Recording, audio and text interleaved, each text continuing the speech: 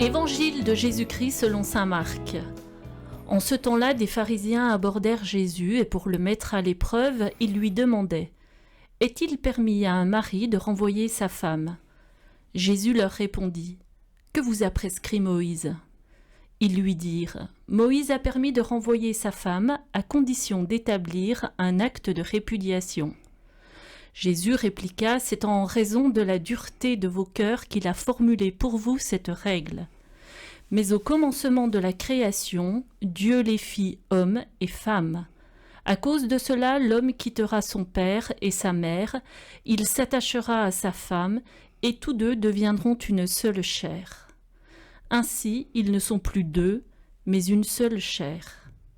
Donc, ce que Dieu a uni, que l'homme ne le sépare pas. » De retour à la maison, les disciples l'interrogeaient de nouveau sur cette question.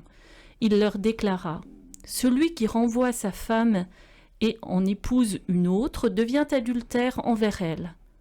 Si une femme qui a renvoyé son mari en épouse un autre, il devient adultère. »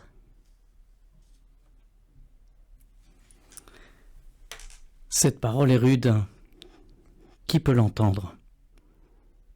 Quel prêtre peut la commenter aujourd'hui? Oh, pas de leçon de morale. Écoute, Jésus enseigne. Les pharisiens espèrent piéger Jésus, encore. Ils connaissent les Écritures, mais ils ne sont pas la parole de Dieu incarnée. Que vous a prescrit Moïse au sujet de la possibilité de renvoyer son conjoint, leur demande Jésus. Possible, à condition d'établir un acte de répudiation, répondent-ils. Les pharisiens connaissent la loi. En ont-ils aussi gardé l'esprit? Quel est le projet de Dieu? Écoute-le, lui-même nous l'expliquait. Au commencement de la création, Dieu les fit hommes et femmes. Tous deux deviendront une seule chair. Ainsi, ils ne sont plus deux.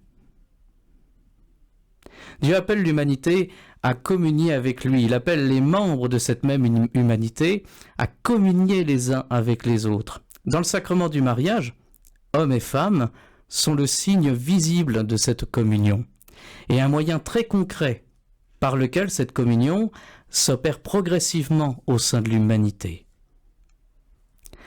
Qu'est-ce que l'adultère? Comprenons d'abord le mot. Un peu de latin donc. Et promis, très simple. Écoutez.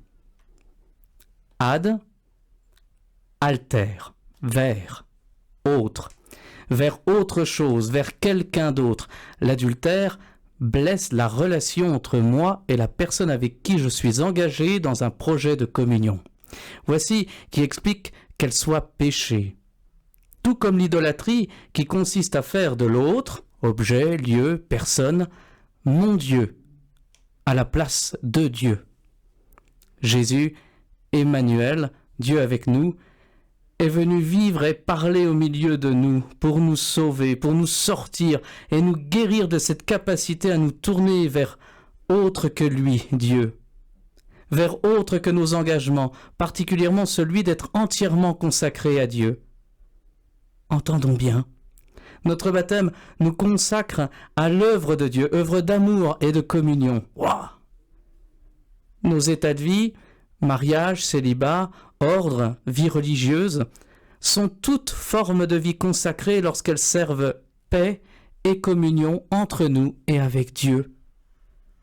Alors toi qui écoutes, sois apaisé et encouragé. Demande maintenant à Dieu qu'il te donne la grâce d'une nuque assouplie et d'un cœur transformé, d'un cœur tendre. La législation sert notre vie en société. Heureux es-tu d'offrir à la parole de Dieu de t'accomplir et de te sanctifier.